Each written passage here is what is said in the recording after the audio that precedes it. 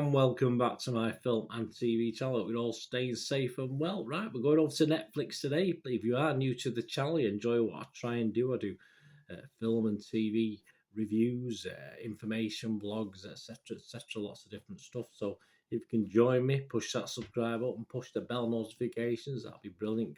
Have all your comments on this film we're talking about today, or anything to do with film and TV. It'd be great to hear from you. And give us a thumbs up, guys. Nice to get views, but it's nice to get thumbs up as well, just to make much appreciated if you can do that for me.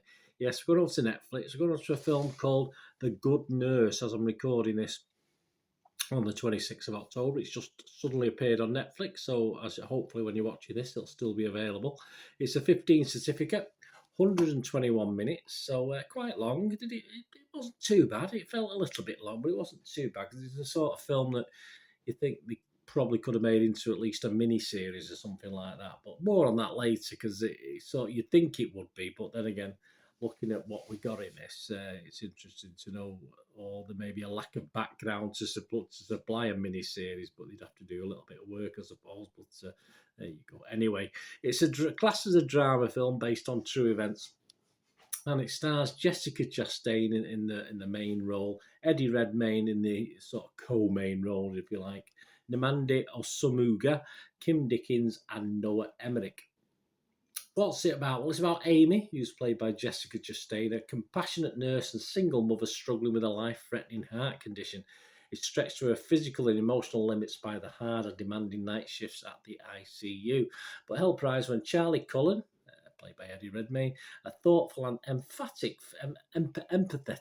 fellow nurse, starts at her unit. While sharing long nights at the hospital, the two develop a strong and devoted friendship. And for the first time in years, Amy truly has faith in her and her young daughter's future. But after a series of mysterious patient deaths sets off an investigation that points to Charlie as the prime suspect, Amy is forced to risk her life and the safety of her children to uncover the truth.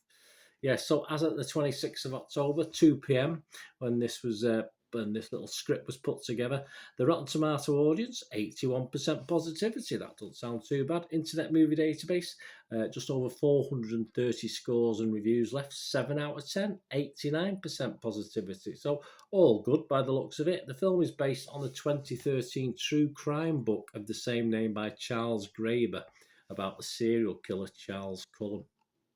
Directed by Tobias Lindholm and written by Christy Wilson Cairns. It was released in selected theatres in the US on October the 19th, before, of course, its streaming release a week later on Netflix on October the 26th. Right, the public like it. What about the critics? Well, Rotten Tomatoes, yeah, again, positive. 78% of 65 critics are positive. Average rating of 6.7 out of 10, 51 fresh and 14 rotten, so all good. The website consensus: The Good Nurse is hobbled by stilted dialogue and unrealistic story elements, but those issues are offset by strong work from a pair of talented leads. Okay. Metacritic, yeah, the other critic site we look at, 66 out of 100. Based on 26 critics, scores anywhere between the lowest was 50, which is okay, to 90. 17 positive, 8 mixed, and just 1 negative. Let's name, shame, or acclaim, shall we? Catherine Bray for Empire magazine had this to say: a tense true crime thriller that avoids schlock horror tropes in favour of a welcome focus on the environment that allowed one of America's worst serial killers to operate freely for years. I'm not sure if it was tense as stated there, but yeah, I agree with what the other stuff she said. Kevin Mayer from The Times here in the UK said the police investigation sequences admittedly are a bit clunky, and yet that's probably because the screenplay by Christy Wilson Cairns is attempting to emulate the unremarkable fits and starts of real life, which is a good thing. Yeah, in theory, it is a really hard story to get into 2 hours, but they manage it because there's a lot left out, basically. As I say, it does have more an episodic feel to it, this film, and certainly 2 hours doesn't seem long enough. Michael O'Sullivan from the Washington Post said, the biggest mystery that hangs over Nurse is the question of why all these power players thought something this slight, this weightless, this forgettable was ever worth their time. Yeah, again, it sort of goes back to the point I just made previously, where you think it is light because they're having to sort of just give you the basics of what's going on, so you miss a lot of backstory out, a lot of knowledge of what's gone before. So I agree with what he's saying. Perhaps not the right format for this as a film, but yeah. Anyway, he is in the minority. Most people do tend to like it.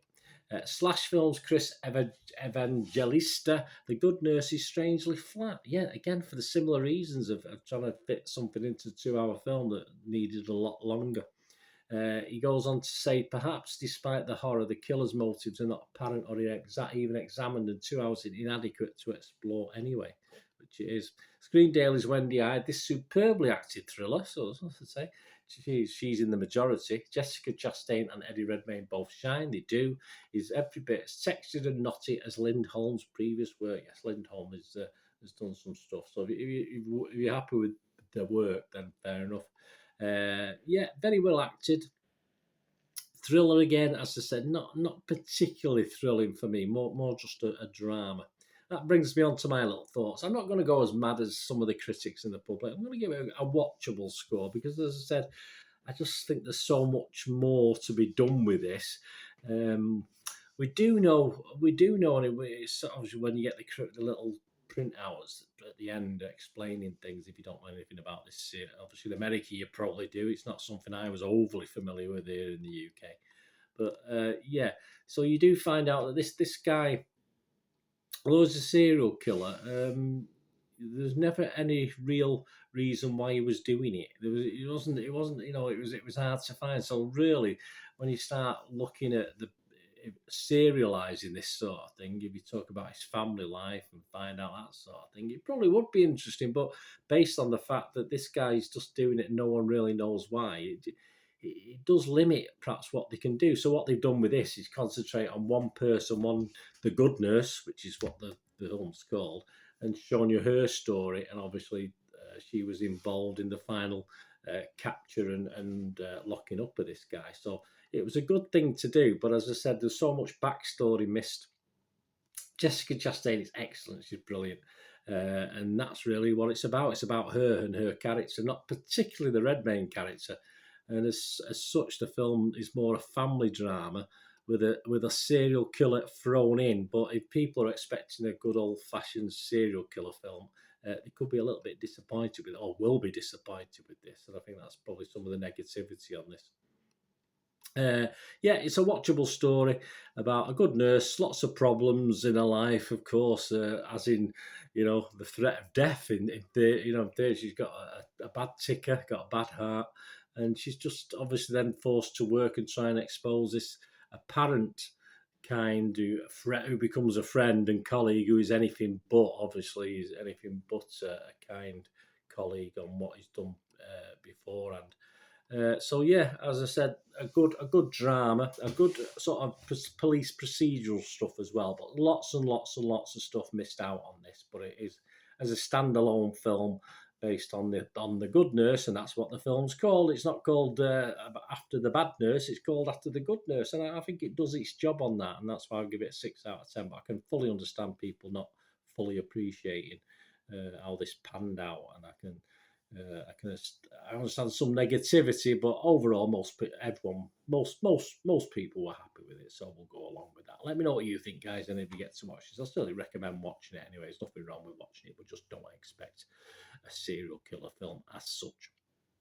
Thanks for watching. Please, until we meet again, stay safe, everybody. Bye for now.